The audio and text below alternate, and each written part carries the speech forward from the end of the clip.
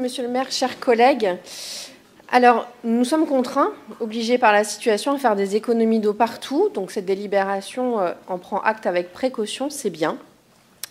Mais quand on voit que Paris, par exemple, essentiellement par le manque d'espace vert, d'îlots de fraîcheur, sera la ville la plus meurtrière cet été, car explicitement concernée par une ou plusieurs canicules, on se dit qu'économiser l'eau pour arroser, c'est bien, encore faut-il avoir des espaces verts à arroser.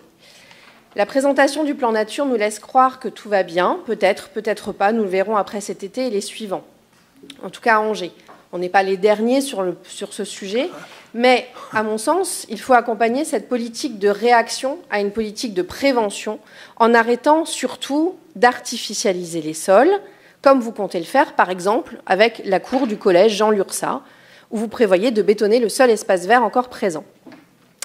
C'est certain aussi que des plantations au milieu du béton ont besoin de davantage d'eau que des parcs larges et grands, arborés, qui maintiennent humidité et fraîcheur. Donc, arrêtons de bétonner.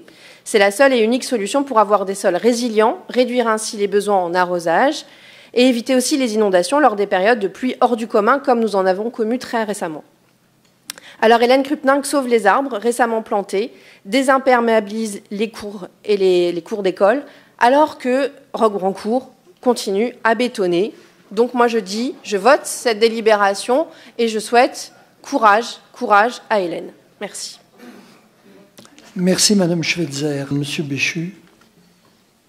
C'est une parfaite transition pour dire que la dernière école construite dans cette ville, juste avant notre arrivée, est la plus minérale, c'est Nelson Mandela, et que ce que nous sommes précisément en train de faire, c'est de déminéraliser ce qui a été fait, là encore, par des écologistes, qui étaient en responsabilité, qui avaient même des responsabilités dans le quartier, et qui ont pourtant poussé un modèle qui est l'exact contraire de ce que partout en France on sait qu'on doit faire.